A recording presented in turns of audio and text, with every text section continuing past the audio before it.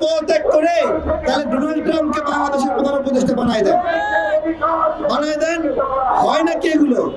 এরা দেশ এবং রাষ্ট্র কি এরা সেইটাই বোঝে না। রাষ্ট্র কিভাবে স্বয়ং সম্পূর্ণ হয় ওইটাই বোঝে না। আরে পাগল, একটা দেশ যদি স্বনির্ভর না হয়, অন্যের কাছে হাঁটু গেড়ে বসতে হয়, অন্যের কাছে নথি স্বীকার করতে হয়, অন্যকে সেজদা দিতে হয়, তাহলে আমরা কি সারা জীবন অন্যকে সেজদা দিব?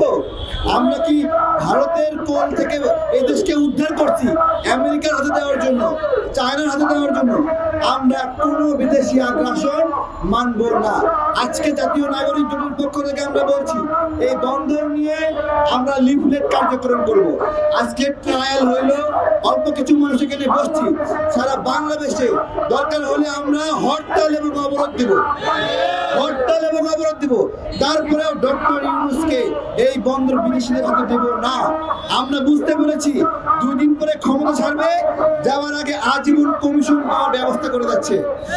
আজীবন ডিপি ওয়ার্ল্ড কমিশন দেবে ডেনমার্কের কোম্পানি। উনিতে আবার দেশি কমিশন পছন্দ হয় না, বিদেশি কমিশন প্রয়োজন, যাতে ধরা না খায়। তো এইটা আমরা রোধ করবো ইনশাআল্লাহ। ধন্যবাদ সবাই।